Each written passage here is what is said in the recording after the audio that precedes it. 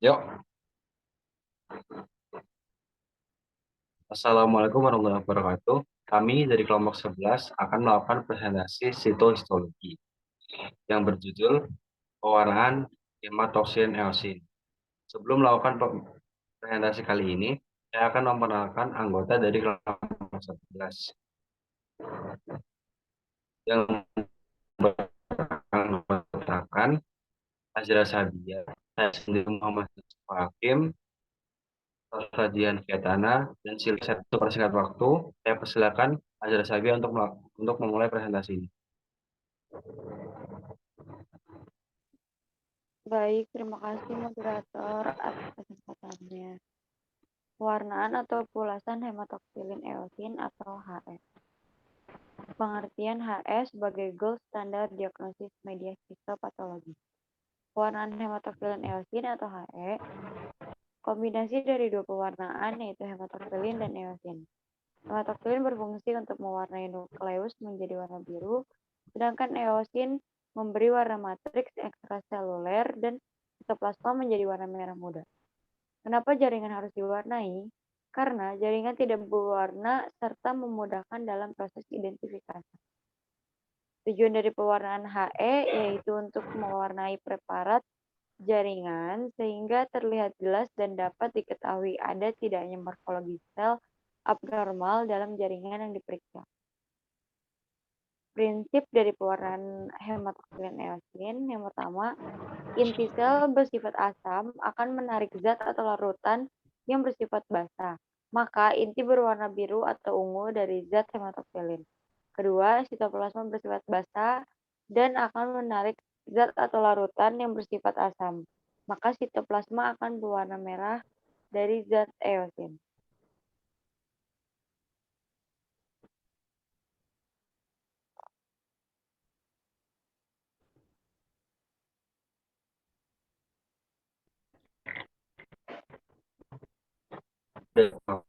Ada hematosil, ada tiga hemat Haris.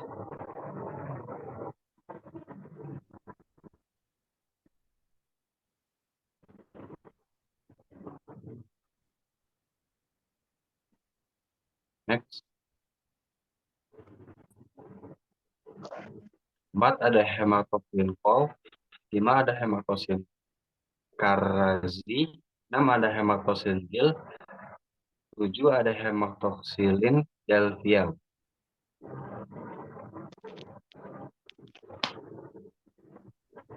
Baik, selanjutnya adalah alat dan bahan yang digunakan untuk melakukan pewarnaan hematoksilin eosin. Yang pertama adalah staining jar, kemudian ada objek glass beserta dengan cover glass, kemudian ada blok parafin yang berisi dengan jaringan yang sebelumnya telah dipotong dengan mikrotom, kemudian ada alkohol bertingkat, silol, dan rak pewarnaan dari hematoksilin eosin. Kemudian ada timer, pewarna hematoksilin dan eosin, kemudian ada koran, kemudian ada wastafel untuk membilas dengan air mengalir, kemudian ada entelan dan kayu kecil atau gigi. Selanjutnya adalah untuk teknik dan prosedur dari pewarnaan hematoksilin dan eosin. Tahap pertama adalah deparafinisasi jaringan dalam silol 1 dan 2, masing-masing adalah 5 menit. Kemudian hidrasi dalam larutan alkohol dengan gradasi yang menurun dari 100%, 96, 70%, masing-masing 5 menit, disesuaikan dengan sifat dan ukuran jaringan.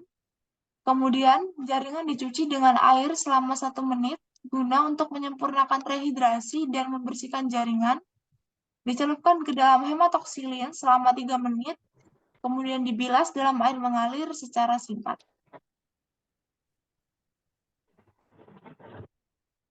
Lalu dilakukan quality control di bawah mikroskop. Setelah itu dicelupkan sebanyak 3-4 kali dalam larutan amonium atau litium karbonat hingga potongan berwarna biru cerah. Lalu cuci dengan air mengalir selama 1 menit. Bila pencucian tidak maksimal, jaringan sulit terwarnai oleh eosin. Lalu inkubasi dalam eosin selama 30 detik hingga 1 menit. dehidrasi dalam alkohol dengan konsentrasi yang meningkat secara perlahan dengan alkohol 70%, 90%, dan 96% dan absolut dengan mencelupnya masing-masing 7 kali inkubasi dalam silo 3, 2, dan 1 selama 3 menit. Lalu tutup dengan cover glass yang diberi entelan sebagai perekat. Berikut ini adalah contoh hasil pewarnaan jaringan AE hematoksilin eosin.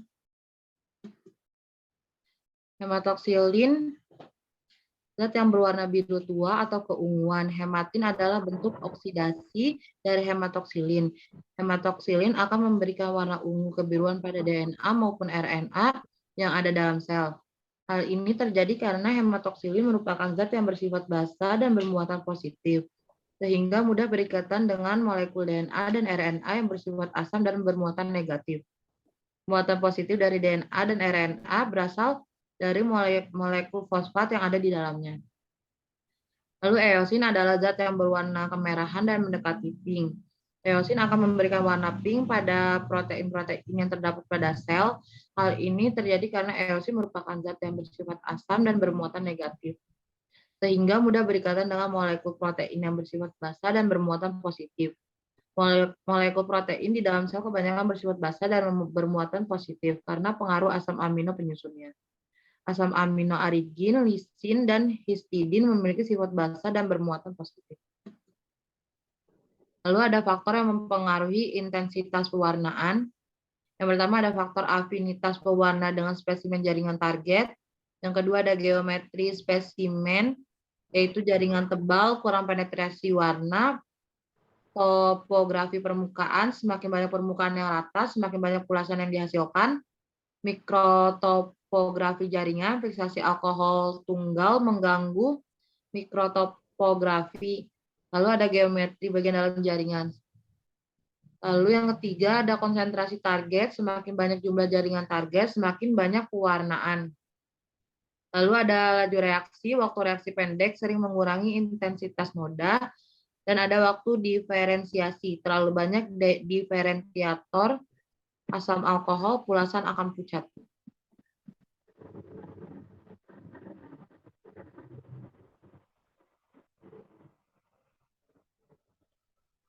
Sekian presentasi dari kelompok kami.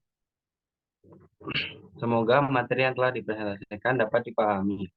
Kurang lebihnya mohon maaf. Wassalamualaikum warahmatullahi wabarakatuh.